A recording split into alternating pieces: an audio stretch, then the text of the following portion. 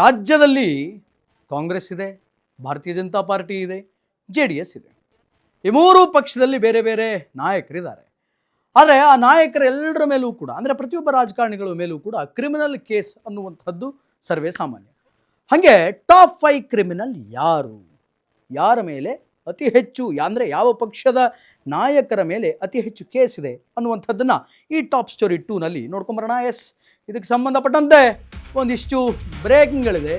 Come on, let's check it out. Congress, BJP, JDS ಯಾವ party the best? ಇಡೀ ದೇಶಕ್ಕೆ ಶಾಂತಿಯುತವಾದಂತಹ ಸಮಾಜ ನಿರ್ಮಾಣವಾಗಬೇಕಾಗಿದೆ. ಆದರೆ ನಾವು ಆಯ್ಕೆ ಮಾಡಿದಂತಹ ಶಾಸಕರು ಎಂಥವರು ಅನ್ನುವಂಥದ್ದು ನಮಗೆ ಗೊತ್ತಾ? ನಮ್ಮ ಮತ ಪಡೆದು ಗೆದ್ದು ಸಂಸದರಾದವರು ಹೇಗಿದ್ದಾರೆ? ಸುರಕ್ಷತೆಯೋ, ಬುದ್ಧಿವಂತರು, ಮಹಾಜ್ಞಾನಿಗಳು, ಏನಿವರೆಲ್ಲ?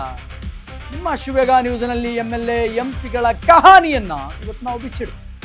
ನಾವು ಕೊಡೋ ಲೆಕ್ಕ ಕಂಡು ನೀವೇ ಲಿಟ್ರಲಿ ಸ್ವಲ್ಪ ಕಕ್ಕಾಬಿಕ್ಕಿ ಆಗೋದಂತೂ ಗ್ಯಾರಂಟಿ. ಇಂಥವ್ರನ್ನ ನಾವು ಗೆಲ್ಲಿಸ್ಬಿಟ್ವಾ ಅಯ್ಯಯ್ಯೋ ಅಂತ ನೀವು ಅಂದುಕೊಳ್ತೀರಿ. ಯಾಕೆಂತಂದರೆ ಇವತ್ತಿನ ರಿಪೋರ್ಟ್ ಹಂಗಿದೆ. ಕಾಂಗ್ರೆಸ್ಸು, BJP, JDSನವರ ಪುರಾಣವನ್ನು ಈಗ ಲಿಟ್ರಲಿ ನಾವು ಹೇಳೋದಕ್ಕೆ ಬಂದಿದ್ದೀವಿ. ನಾವೇ ಓಟ್ ಹಾಕಿ, ನಾವೇ ಅವರನ್ನು ಗೆಲ್ಲಿಸಿ, ನಾವೇ ಅವರನ್ನು ವಿಧಾನಸೌಧಕ್ಕೆ ಕಳಿಸಿ, ದೆಹಲಿಗೆ ಕಳಿಸಿ, ನಮ್ಮನ್ನು ಆಳಿ, ನಮ್ಮ ಕೆಲಸ ಮಾಡಿಕೊಡಿ ಅಂತ ಕಳಿಸಿದ್ದೀವಲ್ಲ. ಇವತ್ತು ಅವರ ಬ್ಯಾಕ್ಗ್ರೌಂಡ್ ಹೆಂಗಿದೆ, ಅವರ ಕ್ರಿಮಿನಲ್ ಬ್ಯಾಕ್ಗ್ರೌಂಡ್ಗಳು ಹೆಂಗಿದೆ, ಅವ್ರ ಮೇಲೆ ಏನೇನು ಕೇಸ್ಗಳಿದೆ, ಅದೆಲ್ಲವನ್ನು ಕೂಡ ನೋಡ್ತಾ ಹೋಗೋಣ. ಅಶ್ವವೇಗ ನ್ಯೂಸು ಇವತ್ತು ಅದನ್ನು ಬಿಚ್ಚಿಡ್ತಾ ಇದೆ. ಲಿಟ್ರಲಿ ಈ ರಿಪೋರ್ಟನ್ನು ನೋಡಿದ ಮೇಲೆ ನಿಮಗೆಲ್ಲೋ ಒಂದು ಕಡೆ ಶಾಕ್ ಆಗೋದಂತ ಸತ್ಯ. ಅರೆ, ಇಂಥವ್ರನ್ನ ನಾವು ಗೆಲ್ಲಿಸ್ಬಿಟ್ವಾ ಅಂತ. ಯಾಕೆ ಅಂತಂದರೆ ಪ್ರತಿಯೊಬ್ಬ ರಾಜಕಾರಣಿಯ ಲಕ್ ಚೇಂಜ್ ಆಗೋದೇ ಜೈಲಿಗೆ ಹೋಗಿ ಬಂದ ಮೇಲೆ. ಅಂಥವ್ರ ಬಗ್ಗೆ ಈ ಟಾಪ್ ಸ್ಟೋರಿಯಲ್ಲಿ ನಿಮಗೆ ವಿಸ್ತಾರವಾಗಿ ಹೇಳೋದಕ್ಕಂತ ಅಶ್ವವೇಗ ತಂಡ ಈ ವರದಿಯನ್ನು ರೆಡಿ ಮಾಡಿದೆ.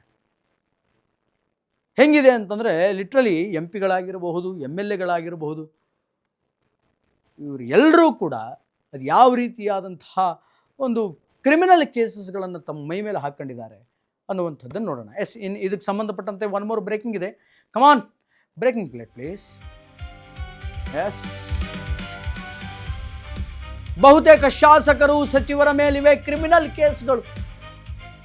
ಎಷ್ಟು ಸಂಸದರ ಮೇಲೆ ಕ್ರಿಮಿನಲ್ ಕೇಸ್ಗಳಿವೆ ಅನ್ನುವಂಥದ್ದು ನಿಮಗೆ ಗೊತ್ತಾ? ಅದನ್ನೇ ಹೇಳ್ತೀವಿ. ಶಾಸಕರು, ಸಚಿವರ ಅಪರಾಧದ ಹಿನ್ನೆಲೆ ಅದು ಹೆಂಗಿದೆ ಅನ್ನುವಂಥದ್ದು ಗೊತ್ತಾ ನಿಮಗೆ? ಹಾಲಿ CM ಆಗಿರಬಹುದು, ಮಾಜಿ CMಗಳಾಗಿರಬಹುದು, ಶಾಸಕರಾಗಿರಬಹುದು, ಸಚಿವರಾಗಿರಬಹುದು, ಸ್ಪರ್ಧಿಸಿದವರು, ಸೋತವರು, ಗೆದ್ದವರು, ಎಲ್ಲರ ಮೇಲೂ ಕ್ರಿಮಿನಲ್ ಕೇಸ್ಗಳಿವೆ. ನಾಯಕರ ಅಪರಾಧದ ಕಹಾನಿಯನ್ನು ಬಿಚ್ಚಿಟ್ಟಿದೆ ADR ಅಂದರೆ ಅಸೋಸಿಯೇಷನ್ ಫಾರ್ ಡೆಮೊಕ್ರೆಟಿಕ್ ರಿಫಾರ್ಮ್ ಅಂತ. ADR ನಾವು ಗೆಲ್ಲಿಸಿದವರಲ್ಲಿ ಹೆಚ್ಚಿನವರು ಅಪರಾಧದ ಬ್ಯಾಕ್ಗ್ರೌಂಡ್ ಇರುವಂಥವರು. ಹಾಗಾದರೆ ಕರ್ನಾಟಕದ 3 ಪಕ್ಷಗಳ ಕಹಾನಿಯನ್ನು ಇವತ್ತು ನಾವು ಹೇಳೋದಕ್ಕೆ ನಿಮ್ಮ ಮುಂದೆ ಬಂದಿದ್ದೀವಿ. CM DK ಶಿವಕುಮಾರ್ ಅವರ ಮೇಲೆ ಎಷ್ಟು ಕೇಸ್ ಇದೆ? ಸಿದ್ದರಾಮಯ್ಯನವರ ಮೇಲೆ ಎಷ್ಟು ಕೇಸ್ ಇದೆ? ಹೋಮ್ ಮಿನಿಸ್ಟರ್ ಪ್ರಿಯಾಂಕ್ ಖರ್ಗೆ ಮೇಲೆ ಇರುವಂತಹ ಕ್ರಿಮಿನಲ್ ಪ್ರಕರಣ ಏನು? ಕಾಂಗ್ರೆಸ್ಸಿನಲ್ಲಿದ್ದಾರೆ ರಾಜ್ಯದ ಅತಿ ಹೆಚ್ಚು ಕೇಸ್ಗಳಿರುವಂತಹ ಶಾಸಕರು ಅನ್ನುವಂತಹ ವಿಚಾರ ರೈಟ್ ನೌ ಈಗ ಬೆಳಕಿಗೆ ಬರ್ತಾ ಇದೆ. ಬಹುತೇಕ ಶಾಸಕರು, ಸಚಿವರ ಮೇಲೆ ಕ್ರಿಮಿನಲ್ ಕೇಸ್ಗಳಿದೆ. ಎಷ್ಟು ಜನ ಸಂಸದರ ಮೇಲೆ ಕ್ರಿಮಿನಲ್ ಕೇಸ್ಗಳಿದೆ ಅನ್ನುವಂತಹ ಎಲ್ಲ ವರದಿಯನ್ನು ADR ಈಗ ಬಟಾಬೈಲು ಮಾಡಿದೆ.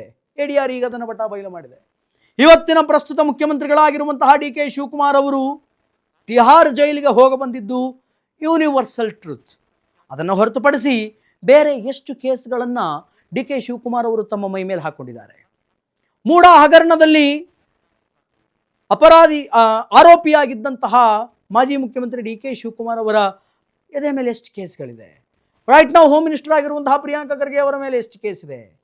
ಹಂಗೆ ನೋಡ್ತಾ ಹೋದರೆ ಕ್ರಿಮಿನಲ್ ಕೇಸ್ಗಳಿರುವಂತಹ ನಾಯಕರು ಎಲ್ಲಿದ್ದಾರೆ ಅಂತಂದರೆ ಕಾಂಗ್ರೆಸ್ ಪಕ್ಷದಲ್ಲಿದ್ದಾರೆ ಅನ್ನುವಂತಹ ವರದಿ ಈಗ ADR ಇಂದ ಬಟಾಬೈಲಾಗಿದೆ.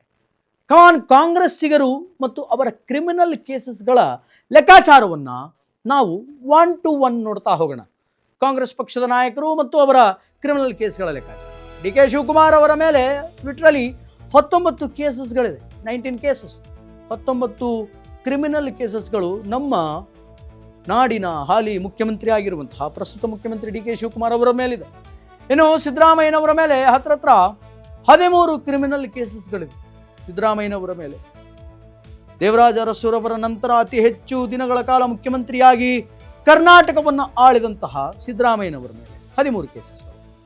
ನಿರಂತರ RSS ಮೇಲೆ ಪ್ರಹಾರ ಮಾಡ್ತಾ ಇರುವಂತಹ ಪ್ರಸ್ತುತ ಹೋಮ್ ಮಿನಿಸ್ಟರ್ ಪ್ರಿಯಾಂಕ್ ಖರ್ಗೆ ಮೇಲೆ ಒಂದಲ್ಲ ಎರಡಲ್ಲ 9 ಕ್ರಿಮಿನಲ್ ಕೇಸಸ್ಗಳಿವೆ.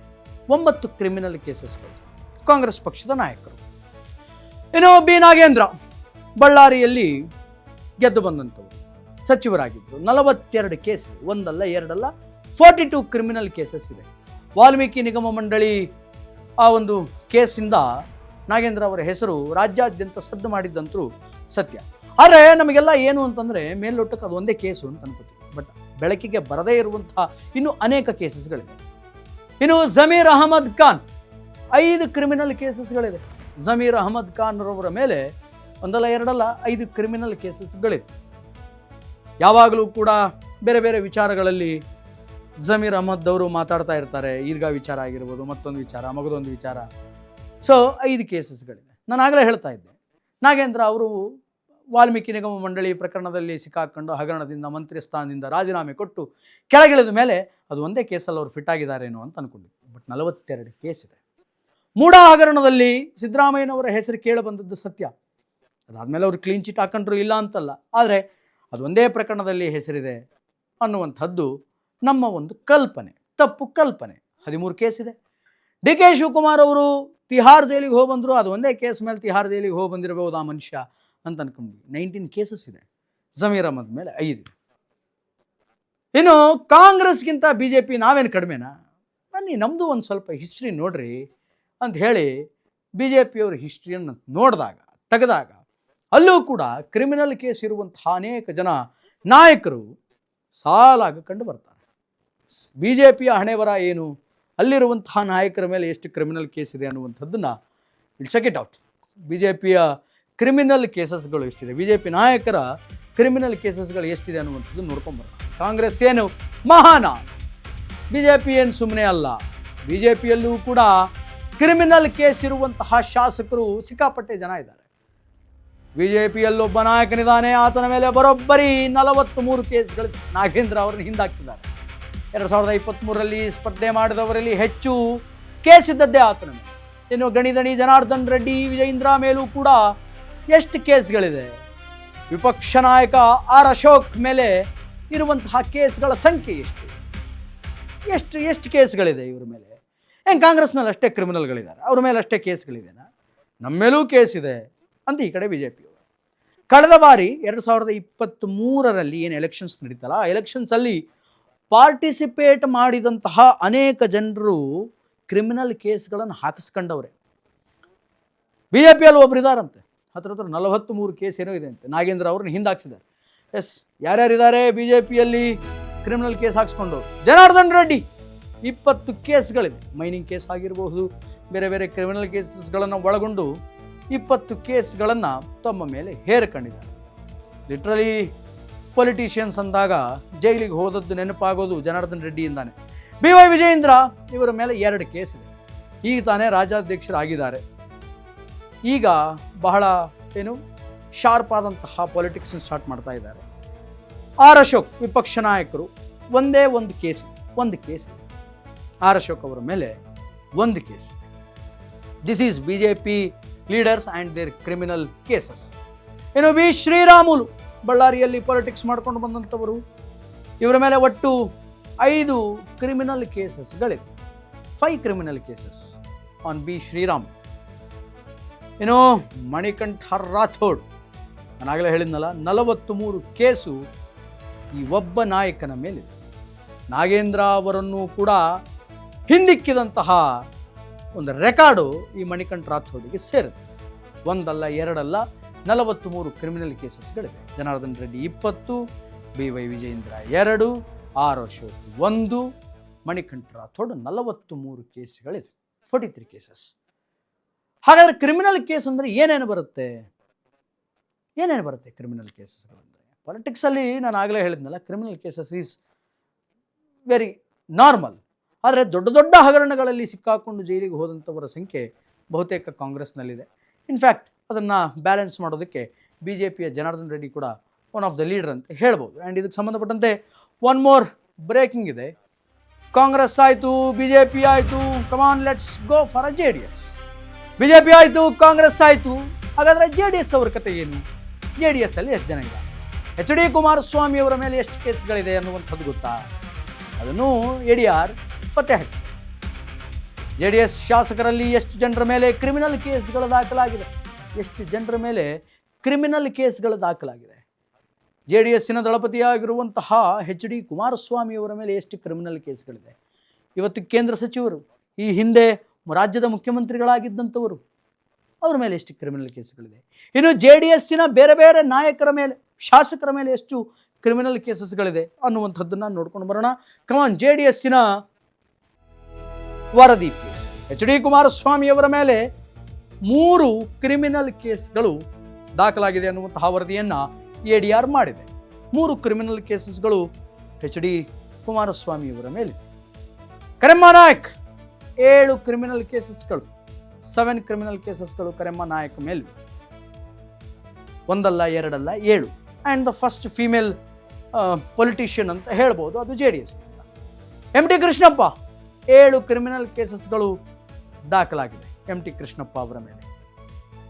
ಶರಣಗೌಡ ಕಂದಕೂರ್, ಉತ್ತರ ಕರ್ನಾಟಕ ಭಾಗದ ನಾಯಕರು, 3 ಕ್ರಿಮಿನಲ್ ಕೇಸಸ್ಗಳು ದಾಖಲಾಗಿದೆ. ಈಸ್ ಫ್ರಮ್ JDSನಿಂದ 3 ಕೇಸಸ್.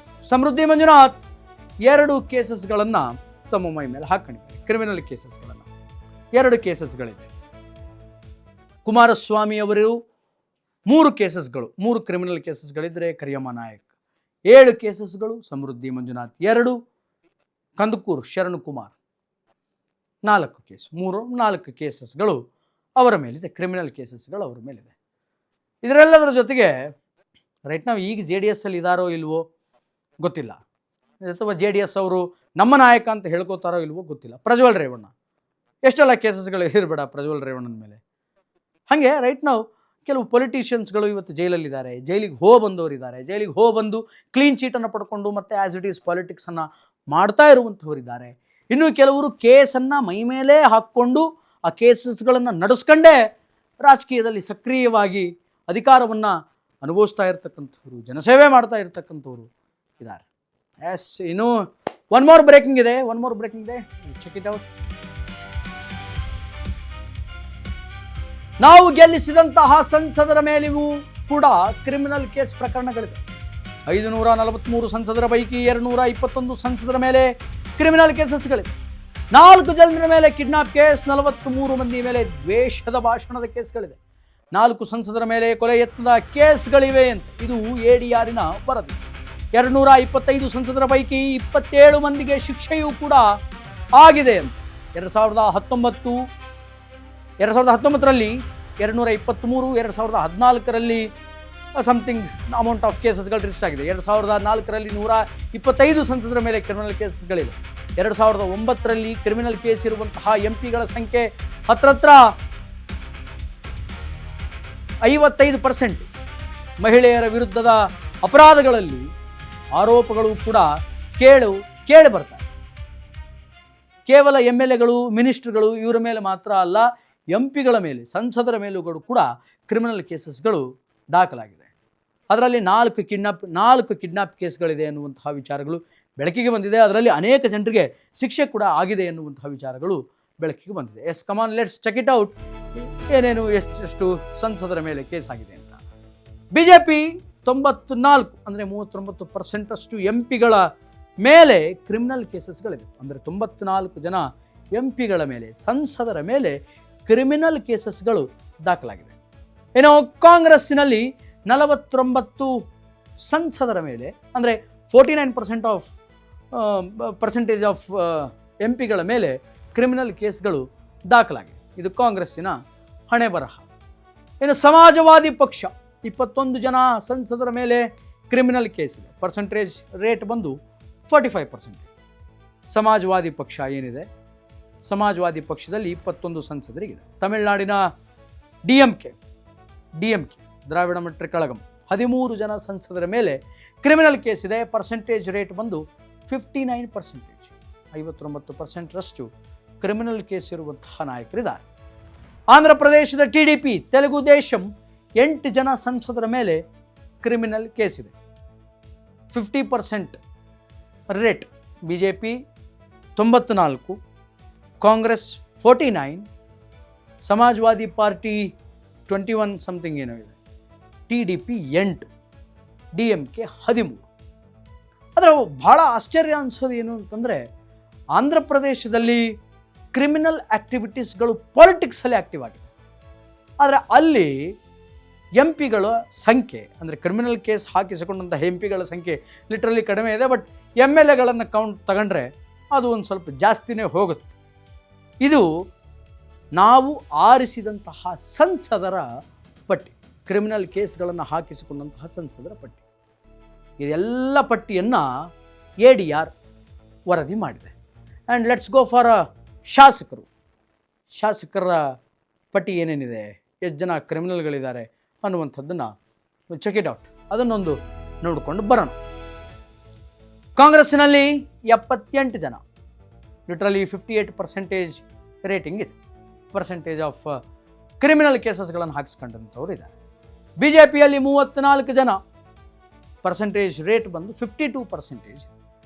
34 ಜನ ಕ್ರಿಮಿನಲ್ ಕೇಸ್ಗಳಿರುವಂತಹ ಶಾಸಕರಿದ್ದಾರೆ. JDSನಲ್ಲಿ 18 ಜನ, ಅದರಲ್ಲಿ 47% ಅಂತ ಪರ್ಸೆಂಟೇಜ್ ತಗೋಬೋದು. ಒಟ್ಟು ಕ್ರಿಮಿನಲ್ ಶಾಸಕರ ಗ್ರ್ಯಾಂಡ್ ಟೋಟಲ್ ಬಂದು 122 ಔಟ್ ಆಫ್ 256. 55% ಶಾಸಕರೆಲ್ಲರೂ ಕೂಡ ಕ್ರಿಮಿನಲ್ ಕೇಸಸ್ಗಳನ್ನು ಹಾಕಿಸಿಕೊಂಡವರೇ. ದ್ವೇಷದ ಭಾಷಣ, ಮತ್ತೊಂದು ಮಗದೊಂದು ಇನ್ನೊಂದು, ಅವರಿಗೆ ಅದನ್ನೊಂದು ಇದನ್ನೊಂದು ಏನೇನೋ ಮಾಡಿ ಒಟ್ಟು ಕ್ರಿಮಿನಲ್ ಕೇಸ್ಗಳನ್ನು ಹಾಕಿಸಿಕೊಂಡು ನಮ್ಮ ರಾಜ್ಯವನ್ನು ಆಳ್ತಾ ಇರುವಂತಹ ಎಲ್ಲ ಶಾಸಕರ ಪೈಕಿ 122 ಜನ ಶಾಸಕರು ಕ್ರಿಮಿನಲ್ ಮೊಕದ್ದಮೆಯನ್ನು ಹಾಕಿಸಿಕೊಂಡಂಥವರು. ಅವರ ಪರ್ಸೆಂಟೇಜ್ ರೇಟ್ ಬಂದು 55%. ಇದು ನಮ್ಮ ರಾಜ್ಯದ ದೇಶದ ಅವಸ್ಥೆ. This is the reality of Bharat. Criminal case ಹಾಕಿಸಿಕೊಂಡಂಥವರೆಲ್ಲರೂ ಕೂಡ ನಮ್ಮನ್ನು ಆಳ್ತಾ ಇದ್ದಾರೆ. ಹಾಗಂತ they are not a great leader ಅಂತಲೂ ಹೇಳೋಕ್ಕಾಗಲ್ಲ. ನಾನು ಆಗಲೇ ಹೇಳಿದೆ, ಪಾಲಿಟಿಕ್ಸಲ್ಲಿ ಪೊಲೀಸ್ ಕೇಸ್ ಅನ್ನೋದು, ಕ್ರಿಮಿನಲ್ ಕೇಸ್ ಅನ್ನೋದು ಇಟ್ಸ್ ಎ ಕ್ವೈಟ್ ಕಾಮನ್. ಯಾಕೆಂತಂದರೆ ಅಪೋಸಿಷನ್ನವರು ಆ್ಯಕ್ಟಿವ್ ಆಗಿರುವಂತಹ ಲೀಡರನ್ನು ಬಗ್ಗು ಬಡಿಯೋದಕ್ಕೆ, ಆತನ ಬಾಯಿಯನ್ನು ಮುಚ್ಚೋದಕ್ಕೆ ಈ ಥರದ ಕೇಸಸ್ಗಳನ್ನು ಹಾಕಿ ಪಾಲಿಟಿಕ್ಸ್ ಮಾಡೋದು ಕಾಮನ್.